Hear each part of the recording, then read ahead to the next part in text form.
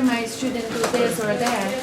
So it's, I'm not saying it's a perfect world, but it's there's an idea that we don't detain the whole knowledge of the world. We need to share, and if we share in a place so far away with not too many resources, if we at least share what the four teachers, and well, right now, a student of mine won a competition in New York playing the Bach Busoni Chaconne, but she prepared it entirely with my husband, and he's a violinist. So she doesn't even bother to tell me that she's going to play for him. They get along fine. Okay, so what does he teach her? Musical gestures and this and that. And I think, oh, excellent, please do that. Okay, it took me some exercising, not being, oh, she's my student, but by now, it's much better. Would you call that feeling jealousy? Jealousy, of course, yeah. And from time to time, I'm reminded it exists. But then she comes to me and says, oh, look what I learned, I want to show you. And I said, wonderful, why not? She's not mine, she's her own person. And she's not the only one. I'm reporting on a very successful case, okay? So I think there are better ways to be a world person than just someone inside your practice selfish room. Before we're going to eat here as well, I must just tell you, I've worked with a very great teacher who will remain nameless. She'd been with Edith Vogel, who was a horror, so everything was perpetuated. On her deathbed, she told me I couldn't play the piano. And that was about 3 years ago. Fortunately, I'm now very strong, and I rebuilt my technique and all the rest of it with somebody else. But that she couldn't resist saying that she was dying. That's called meanness. Well, she died 2 days later. It's called being mean to the last friend. Well, when you send students to competitions and then you get the report, or you speak to the teachers afterwards and they say, I've been saying that to the student the entire year, you just use different words. Yeah. So I tell my students that, I send them off, and I love it. I said, well, what did so-and-so famous teacher say? And they said, same as you, just use different language. It happens every day. And then I have a student, who has Asperger's, and nobody wanted him, right? He took a great deal of nurturing. I didn't go like Madame Suzanska, obviously, but he's now in Indiana on scholarship. He wanted to go with Pressler, and I said, I don't think Pressler's going to like you. So when he came back, I said, what happened? You were right. So he went to another teacher, which worked out. But I mean, it is like we all have the same feelings about music. We just maybe pick different things to comment on, but and sometimes we have different talents too. Yeah. I had a teacher who was very good at musical expression, what you call musicality, and he would write in my scores all the time, love, loving, lovely, lovingly, and I got tired of that because I had no problems with musical expression. So I learned the Suggestion Diabolique of Prokofiev in 1 week and brought it in, completely memorized, and played it as well as I possibly could. And I turned to him and said, what do you think of this? He said, Stephen, there's no love here. So I had to leave him. And I went to Mr. Stravinsky, who was a completely different kind of a person. And he said to me as I left, I know you're leaving me for that man. And he actually held his hand out like an actor at the door of a studio and said that. So personality has a lot to do with what teacher you are. And, maybe you have a certain skill in a certain way and somebody else can fill in the limitation. Yeah. And so a lot of people didn't like Mr. Stravinsky, but I loved him. He was great. Just going back to the movie, I think, first off, I think there's a great spectrum of teachers and a great spectrum of students. And so the choice has improved. It's easier for people to move his situation is very much dated in that, you know, somebody who operates out of a private studio is not going to necessarily have as much maybe isolation and as much control over students. But what I liked about it, I thought it was touching that she didn't perpetrate, you know, the feedback that she got from her own teacher about the mistake.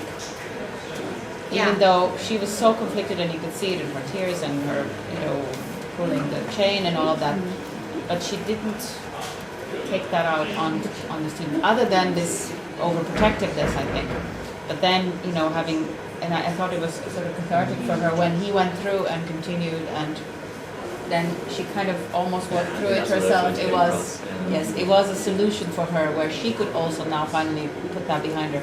But I think what happened was that the teacher tore the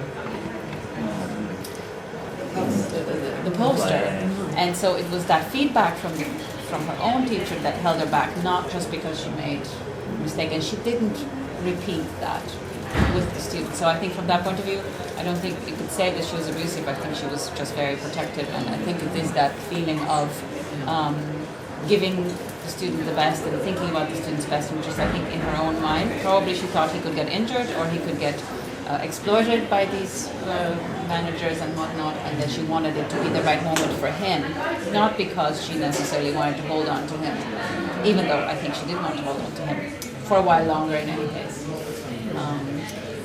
But I thought that was actually a strength of character that she didn't, you know, take it out on him in the same way. She was able to hold on to that and separate that thought. That's how I interpret it. She learned. Yes. Yeah. She learned. She probably, after meeting the previous students who left, she As well. probably- So all of those things were And character she said development, I openly, think. you are with me all the time, Yes. although you think I left you, what I've learned was from the you teacher, is but she invaluable, learned. and then she understood. I think that was very well. So I think there was some character development there. I would have liked more, but I Yeah. think there was some. That she was a good person in the end and wanted the best, but was limited by her own experiences, including this traumatic one, of course. Kristen, you asked a question about how these conversations can be nurtured and kind of expanded, because they clearly are conversations that are not happening. If you look at it from an institutional and structural point of view, where can you ensure that they would happen in a kind of systematic and rigorous way? It's only really in the institutions that train piano teachers. So if piano teachers are coming out of institutions like this, conservatoires, that conversation needs to be happening in the presence of trainee piano teachers, hearing from people like you what the traps and the options are for their own developing style as a teacher. So is there any piano teacher who works in this institution here, round the table? Or any conservatoire in London? Is anybody at an institution in London? I don't think so. No. So there's people from institutions in other countries. But it's so interesting.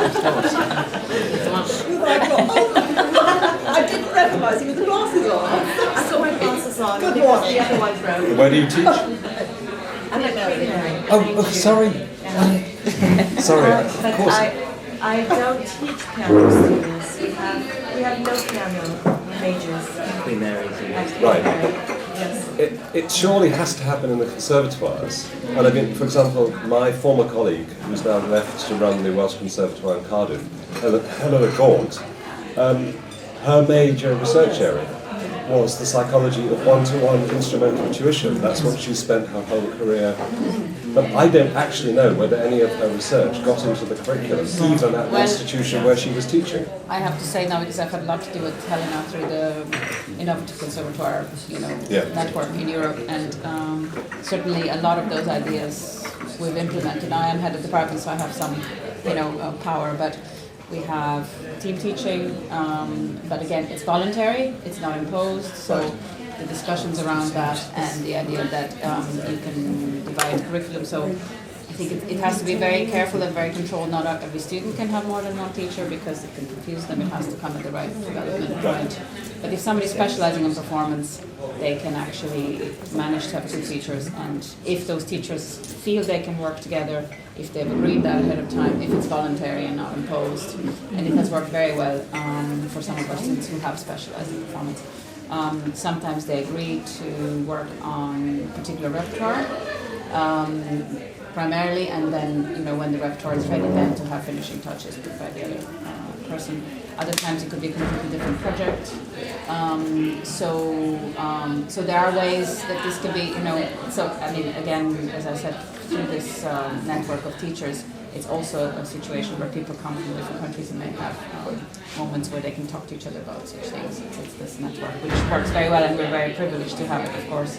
And I do think that, and also about this master-apprentice model, which is, of course, what has exercised a lot of teachers, and the fact that the student has to be the driver of their own development and become more proactive and ask, so we've had a lot of talk about the coaching roles in terms of from the psychology, what can we learn to get the student to help themselves more and to use the time that they have with the teacher, which in these days is so limited, to the best use. But certainly a lot of ideas from psychology and a lot of ideas from other, not just the traditional piano teaching, but also very much agree that it's not to be thrown out. It's there for a reason, and the tradition cannot be supplanted by a completely different approach. But that if the student can also have a more modern approach, because a lot of the times it's about the students' expectations. They don't feel necessarily that they're getting as much if a teacher starts by trying to get them to be constructive. So that's a very slow process as well when we've tried to introduce, this idea of coaches and so forth. And of course, John, you have the Reflective Conservatoire, and a lot of those ideas have been there for years as well. But hardly any teaching staff of our institution go to this, and no students at all. What I'm trying to find is the structural point where all this knowledge can get itself into the development of the next generation of teachers, the ones who haven't even started teaching yet. Yes, but I do think that there's mandatory psychology elements in those courses of pedagogy now. It's certainly ours, psychology, music, and also methodology, but there is a psychology element, and also supervised teaching practice and these sorts of things. So from that point of view, the teachers are able to supervise new teachers and so forth. Sorry, where is this taking place? I've got the noise coming through. It's in Ireland Cork School of Music. Oh, right. So, yeah. Yes, of course. Yeah. Just going back to your question, of course, I forgot that I was at Royal Holloway, University of London, for 30 years, and I'm still attached. I was trying to get these ideas, and for a while we had a wonderful star-studded group of people, one particularly John Ridd, who made links with the Royal College. And he said to us, piano teachers, how would you feel if the best students, one or two were taken from the best students, were sent to the Royal College? Great, I said. What did the others say? No, they wouldn't allow it. So they wouldn't allow the students who would really benefit, or not maybe, to go to the Royal College. And the piano staff had a meeting, which they didn't tell me about. One person let me know, and the whole meeting was about, which I turned up to and annoyed them, was how to get rid of her because she's introducing fresh air into the department. And so that's not the place to start, but I think we might manage to find, to go back to your question, there may be some institution in London, or maybe Birmingham or somewhere else, that perhaps would be willing to start a sort of groundswell for change. It's a matter of getting around to finding them. So if you know anybody, John, Tom, Sam, sorry.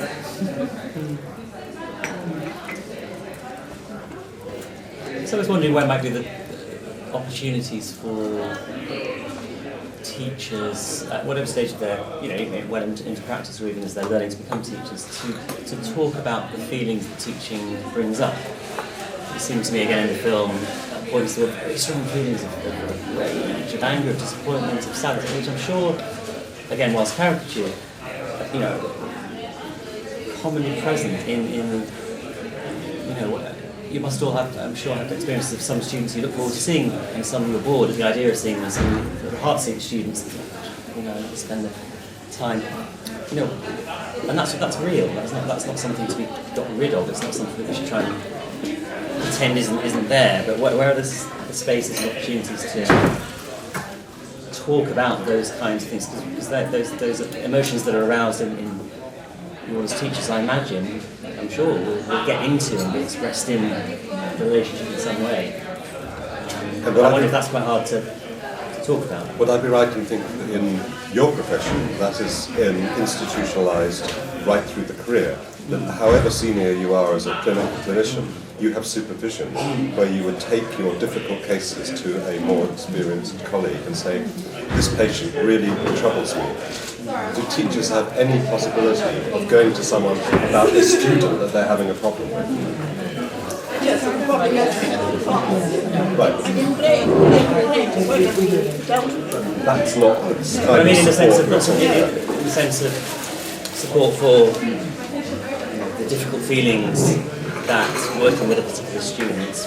You know, teaching piano is not. I wouldn't draw a comparison too tight with what I do, but at the same time, it's I imagine very often a close, intimate, tight relationship that, of course, is bringing up strong feelings for you. And I wonder how if it's even sort of allowed to acknowledge and express those sometimes, or how and where one would. If you started to wonder, you know, I feel very anxious every time I see these students, and I'm wondering if that's how it's affecting something about how I'm teaching them. What does one do with that feeling? Who do you talk to about it? Where do you take it? I don't know, maybe it has something to do with the age of that student, because he had the first age, too many interests everywhere, and the main focus the teacher was to have concentration to that student, because he had lost it, and she tried to combine everything into one nucleus so that he would be able to think about music only. And that was the main interesting point of that film. And for me, the thing that I was more concerned was how the audience was reacting to mistakes. That was more shocking than the way she was teaching, because the way that movie makers portrayed this making a mistake and how the audience reacted like that, it was something that I'm not very happy that it should have been cut away from. Because I think in reality it's not like that. We still live with that. I don't know, maybe there are some artificial but for me I don't I was just thinking about it. Yeah, that was just it's caricature. It's a caricature. I think that's correct. But to answer your question, in my department, I had the prospect. I have often students who are complaining about their piano teacher that I've assigned them. So I speak to the student and then I speak to the teacher. Usually it's miscommunication. So if it's serious, then they can change the teacher. If the student's having a problem psychologically, then there's counseling available. But I think from the teachers themselves, it's not that it's. I don't want it to sound like it's a problem to have strong feelings about the people you teach. Of course, it's not. It's usually there will be some people you teach who you don't like, who you find boring, who you find maybe you're a bit afraid of them, maybe you feel angry towards them in some way. That's all kind of real stuff that just happens in all relationships. But it's how, you know, where would one, as a teacher, go to talk about that, or to even kind of express it? My department come talk to me. So maybe head of department is a place. Yeah, I have a teacher that can't stand the student. This year she talked to me and she said, I don't want to teach this student. I really don't. The student's very happy with some other teachers, so it worked out. So I think as long, I'm not a psychologist or anything, but just somebody to vent to from the teacher. And It's a vast difference with the private sector. Like private the teaching, when you have, isolated because that's the then there's yeah. also the pressure of money, and I could imagine that there's also the collecting of fees or any of those things which if you're an institution you don't have to deal with. But also, it's probably not as extreme as, say, if you were in inner city school with a bunch of kids that can't really see that as being extreme. So I think in general, probably that's not so much. Isolation would probably be more. Christian, I'm going to have to go soon. Have we kind of That's drawn fine. this to a Myself, close? I'm afraid, Yeah. Have you? Well, we could just finish ourselves off when you've gone. Thank you very much, John. Not at all. We'll see you, yeah. Speak. Maybe speak on. Pleasure to meet you all. Will you come for the dinner on Monday, tomorrow? Hoping so. Sam? What time is it? 7:30. Okay, I'm gonna sorry. Don't worry, don't worry. It's in my diary, so I do plan to come. But it would be lovely if we could have a follow-up conversation. Yeah, absolutely. And see what we can I think you can get our cutlery, so By the way, yes, likewise. Oh, good. Right to the left. Well, thank you very much. Thank you. Thank you.